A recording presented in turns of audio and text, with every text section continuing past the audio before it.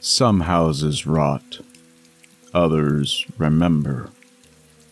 Larkswell Estate stood long after its owners had turned to dust, its windows dark, not from abandonment, but from restraint.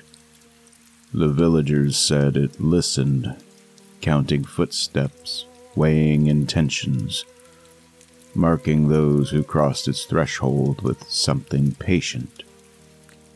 They said the fire never truly went out. On certain nights, when the fog sank low and the marsh grew silent, a pale light still burned in the east tower. Those who saw it spoke of a woman standing in the glass, her face calm, her eyes bright with something unfinished. The wise did not linger, the curious did not return. The ones who came seeking truth often forgot that truth, once invited inside, does not ask permission before it chooses to stay. For some doors are not meant to be opened, and some stories refuse to remain untold.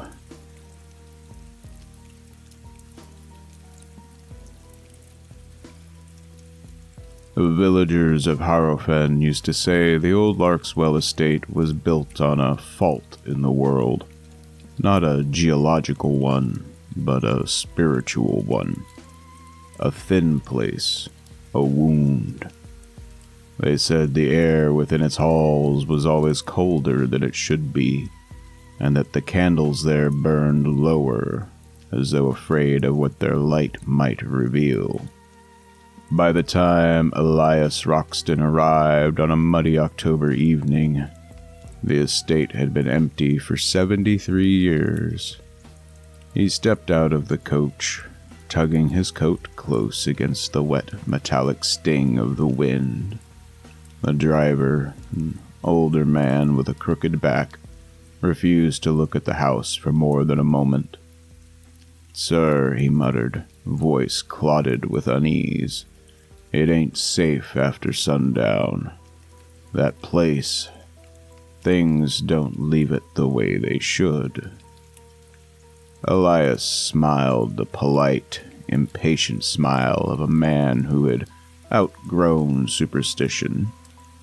"I appreciate the concern, truly," he said, passing a few coins into the man's trembling hand.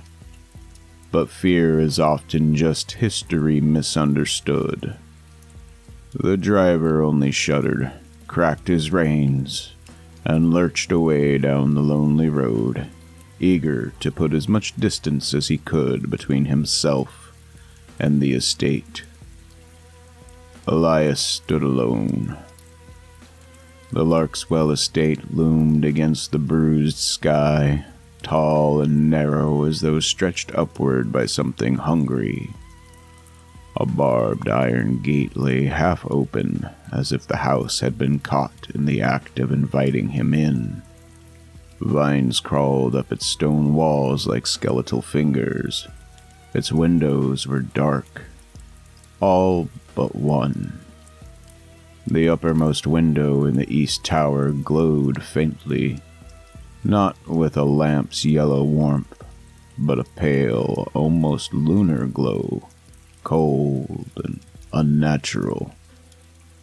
Elias paused, a thrill, part fear, part fascination, shot through him. His late mentor, Professor Aldwin, had written extensively about the estate. A nexus of residual hauntings, he'd called it. Possibly the strongest in the country. A perfect site for Elias's research. He took a deep breath, pushed the gate open, and stepped into the shadow of the house that was said to remember every sin committed inside it. As he approached the front door, the wind died. Absolutely. Completely. The silence felt deliberate. His fingers brushed the tarnished brass handle. It was warm. "Someone's been here recently," he murmured to himself. though he could not have said why he whispered it. He opened the door. The darkness inside took him with the slow intimacy of a closing hand.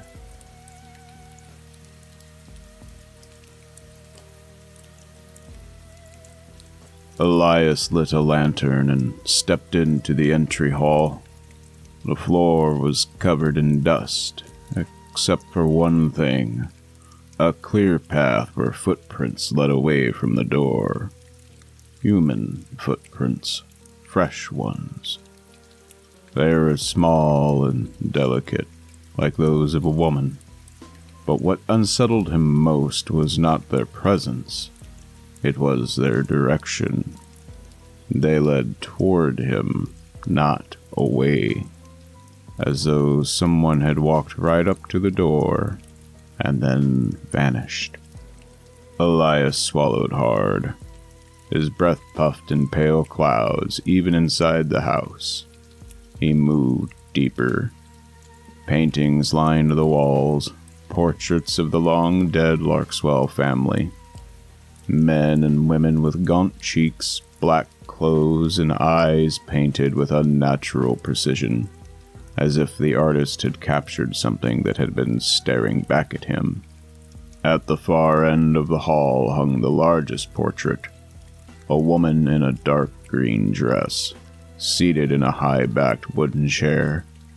She was beautiful in the way ivy-covered ruins are beautiful, elegant, tragic, and undeniably haunted. Her nameplate read Lady Rhiannon Larkswell, 1841 to 1864. Only 23 at the time of her death. Elias knew the history. Everyone did. She had been accused of witchcraft after a series of misfortunes. The death of her husband, the collapse of the family fortune, and the disappearance of several townsfolk. Under pressure, the villagers had locked her inside the estate and set fire to it. But the fire had died inexplicably. No trace of Rhiannon was found. Her body, they said, never left the house. Some whispered she never let it. As Elias stared at the portrait, a soft sound brushed his right ear. Elias. His heart slammed against his ribs. The voice was female, barely a breath, soft as a sigh, but unmistakable. He spun, lantern braised. The hall was empty, only silence, and a faint smell of smoke. Old, cold smoke like soot buried deep in stone. He steadied himself. Auditory hallucinations, he muttered. Ancient structures often create. The lantern flickered violently. For a split second, Elias had the unmistakable impression that one of the portraits had shifted, that an eye had turned toward him. He stumbled back, nearly dropping the lantern. When he blinked, the hallway was still again. The paintings stared ahead, frozen and proper, exactly as they should have been. He let out a shaky breath. Then he noticed Lady Rhiannon's portrait. Her painted eyes were no longer facing forward. They were fixed on him. And she was smiling.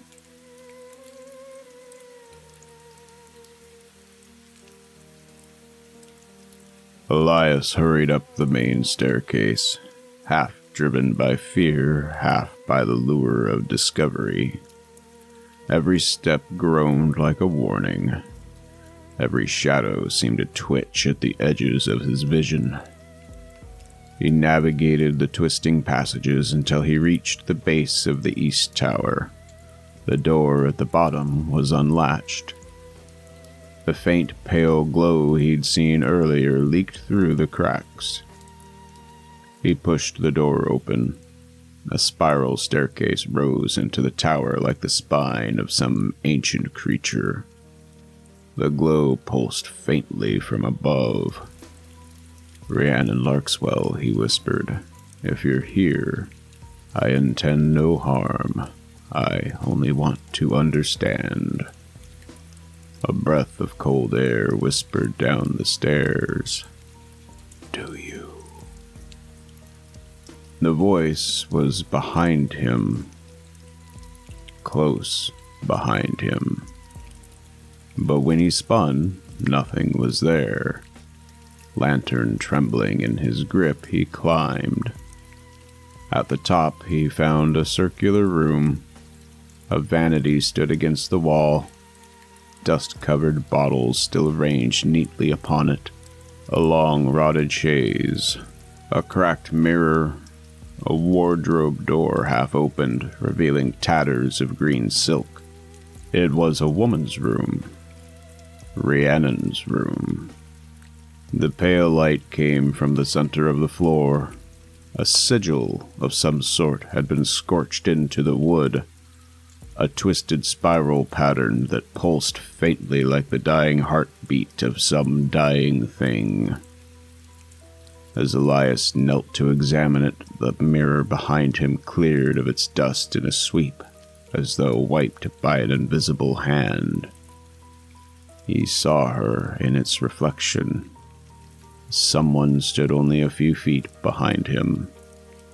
Elias froze. He knew without turning who it was. Slowly, he turned, but the presence was gone. The mirror cracked, a single line down the center, then another, and another, until the entire surface was webbed with fractures, as though something inside desperately wanted to break out. Elias backed toward the stairs, and the door slammed shut on its own.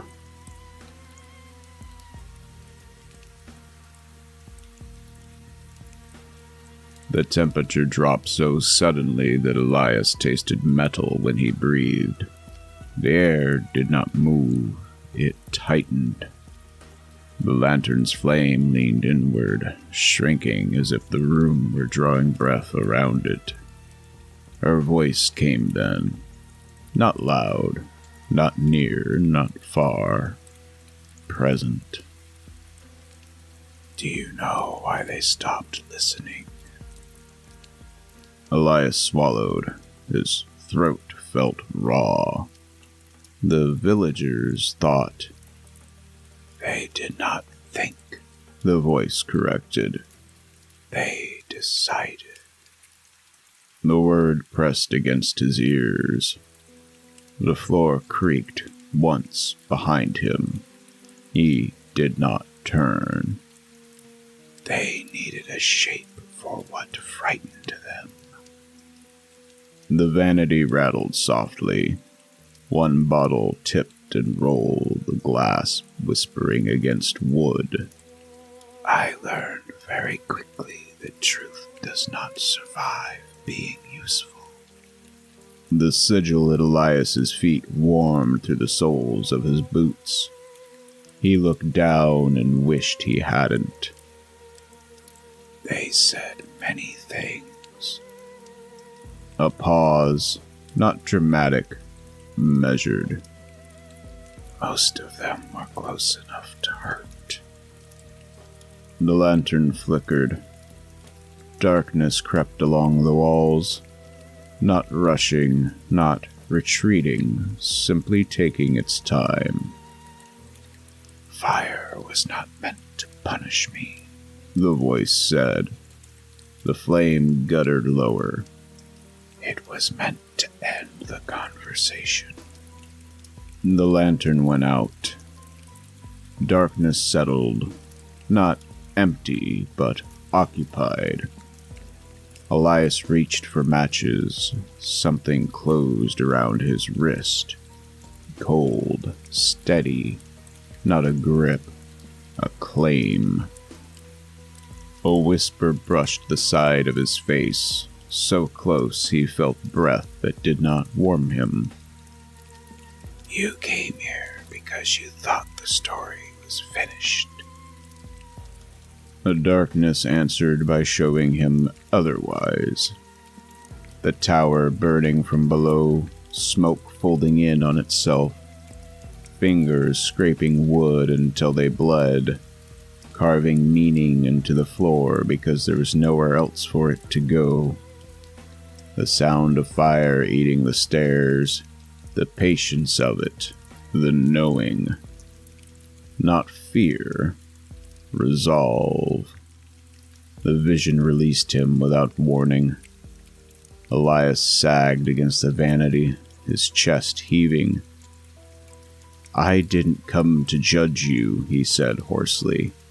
"I didn't come to—" "No," the voice said, not angry, tired. "You came because you listen when things linger." Frost traced the edges of the floorboards. The wardrobe door shifted once, stopped. "Stories like mine do not end." The pressure in the room increased, just enough to be noticeable. "They move." Elias shook his head. "I can write it. I can take it with me. You don't have to." "You misunderstand," the voice said, not loud, not sharp, certain. "You are already inside it." Elias reached for the staircase door, but it did not yield. Not because it was locked, because it no longer recognized his leaving as an option.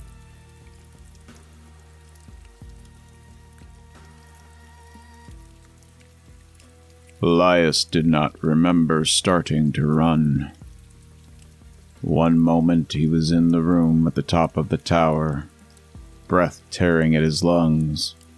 The next, he was halfway down the stairs, hands scraping the wall to keep from falling. The darkness did not resist him. It accommodated. When he reached the bottom, the tower door gave way under his shoulder with a dry, splintering sound. The hallway beyond waited. It was longer than it should have been. Not distorted, not warped, adjusted. The floorboards extended into a stretch of dimness where the entry hall had once been. The ceiling rose just enough to make the space feel unfinished, as though the house had stopped correcting itself midway. Elias ran, his footsteps sounding wrong, too soft, too absorbed. The air pressed against his chest, dense enough to make breathing feel like effort. Doors lined the corridor. As he passed, some shuddered. From behind one came a low, indistinct murmur, many voices layered too closely together to separate. Another answered with nothing at all. The silence behind that door was so complete he staggered, dizziness blooming behind his eyes as if he had brushed against an absence with weight. He burst into the main hall. It took him a moment to understand what had changed. The portraits had not turned. They had always been facing him. He saw it now. Their eyes were wrong. Not tracking. Not watching. Remembering. Thin black lines sealed every painted mouth, drawn carefully, deliberately, as though someone had taken time to make sure they stayed stitched closed. All except for one. Lady Rhiannon Larkswell no longer sat in her chair.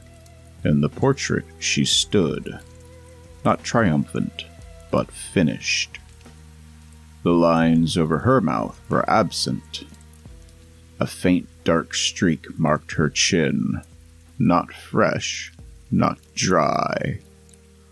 Below the nameplate, new lettering had been pressed into the wood, deep enough to score it. He will carry it. Elias backed away, shaking his head. No, he said. The word felt small in the room. I can leave. I came here because I chose to. The front door stood open at the far end of the hall. Darkness pulled beyond it, thin and colorless. He ran. The handle burned with cold when he grabbed it. The door opened easily. Onto the tower room. The sigil pulsed, slow and even, like something resting. The room was empty. That was worse. Understanding hit him then. Not all at once, but in pieces that refused to fit any other way. The house had not been showing him paths. It had been returning him to a point of reference. He stepped back, his heart hammering, and turned. The corridor behind him was different. Shorter. Closer. The doors along it no longer led anywhere else. Each one opened onto the same tower room, the same sigil carved into the floor, the same waiting. Elias moved faster, then slower, and then stopped altogether. Running changed nothing. Every turn corrected itself. He stood in the center of the hall, chest heaving, and felt the shift. Not in the walls, but in himself. A realization, quiet and irreversible. He understood then. He had not been chased. He had been kept in frame. The house settled around him, wood and stone easing into place as though satisfied. From somewhere deep within the structure, something moved. Not footsteps, not breath. Pressure. And in that pressure, an understanding formed. Wordless. Undeniable. What entered this place did not leave unchanged. Some things left as fire, some as ash, some as stories that knew how to walk. Elias closed his eyes. When he opened them, the tower door stood directly in front of him, invitingly open.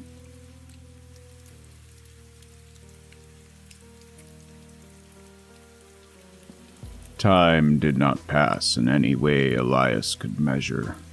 There were no cues left to mark it, no light, no rhythm, no sense of before or after.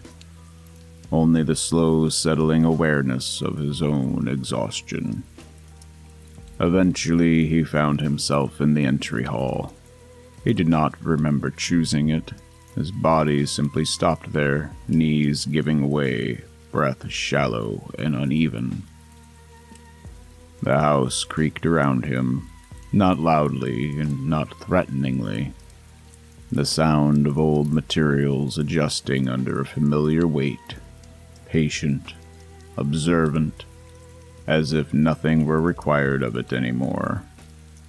"Why me?" Elias whispered, the question barely forming before it left him. The answer did not come as words, it came as presence. At the far end of the hall, something stood where the light thinned, not fully visible, not hidden, a shape that resolved itself only when he stopped trying to see it clearly. She looked as she had in the portrait, not burned or monstrous, not restored, simply intact. The way something looks when it has finished changing. She did not approach him. She did not need to. The distance between them felt irrelevant. "Because you noticed," the voice said. Not accusation or praise, simply statement. Elias swallowed. His mouth was dry. I didn't come to take anything. No, the voice replied. The word carried no heat.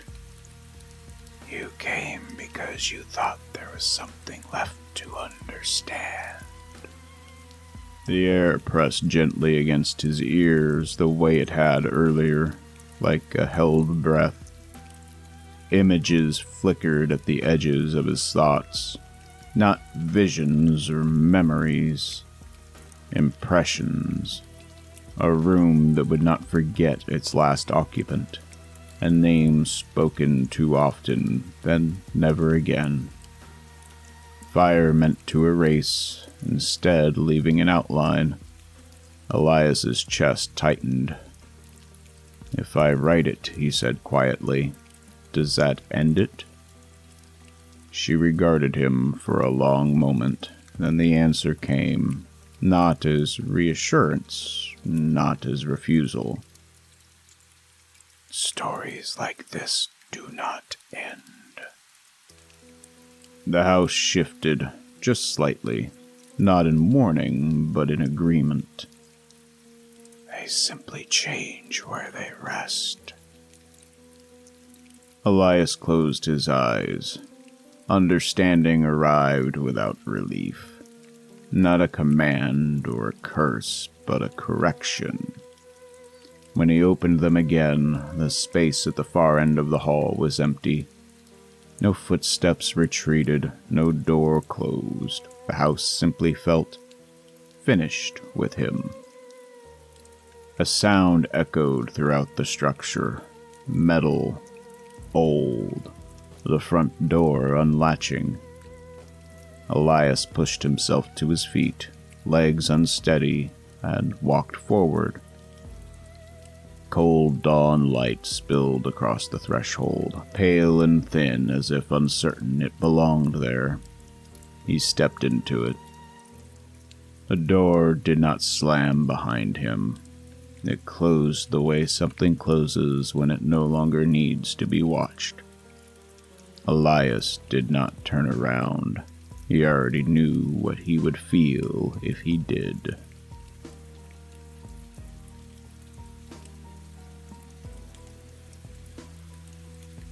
Elias returned to the village without even noticing the road. The driver was there, as promised. He said nothing as Elias climbed into the coach. He did not ask what had been found. He did not look back toward the estate. Neither of them spoke. The village passed in fragments, stone, smoke, the sound of doors closing too early in the morning. Elias did not stop anywhere long enough for recognition to settle. When he reached his rented room, he sat at the desk. He did not unpack. He did not eat. He opened his notebook and began to write. Not quickly, not feverishly. Line after line, steady and careful, as though copying something already formed. His hand cramped, his eyes burned. He wrote through it. He did not write a confession. He did not write an accusation. He wrote the shape of what remained. When he finished, the room felt smaller. Not occupied, simply adjusted. The pages left his hand some time after.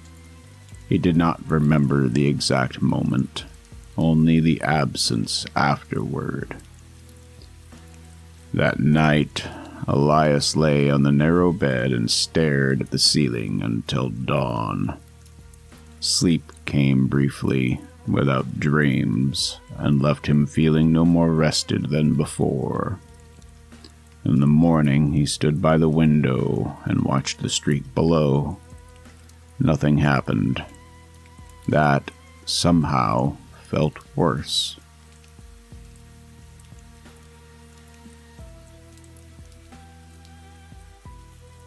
Elias was awake when the knocking started. He had not slept deeply, only drifted, long enough for the sound to feel expected. The innkeeper stood in the doorway, pale and unsteady, holding the morning paper as though it weighed more than it should. "Mr. Roxton," he said, and stopped there. Elias took the paper. The headline filled the top half of the page. "Mysterious fire consumes Larkswell Estate." Beneath it, the photograph showed blackened stone and collapsed beams, smoke lifting in thin, uncertain strands. Nothing recognizable remained.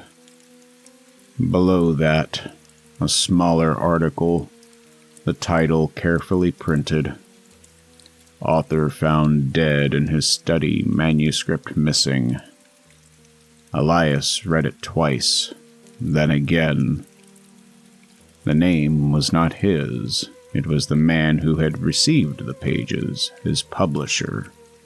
The publisher who had sent him to Harrowfen, the man who had read them. An eyewitness statement followed, boxed neatly at the bottom of the column. There was someone in the window when the fire started. The witness couldn't see her clearly, just the color of her dress. Elias folded the paper and set it down. The room felt unchanged. No cold breath, no pressure, no presence announcing itself. Only the ordinary weight of a cold, dark morning continuing as such mornings do, as though night had never truly lifted. That was when he understood. The house had not followed him. It hadn't needed to. What it kept was not walls or rooms or towers. It kept sequence.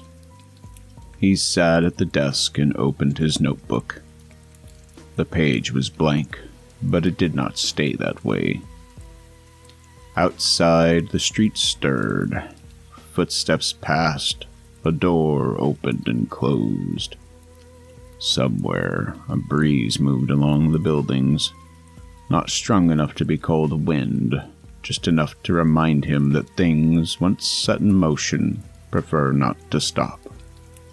Elias wrote, not to finish anything, or to escape, only to keep the weight where it had settled. The house no longer needed him to stay. It needed him to continue.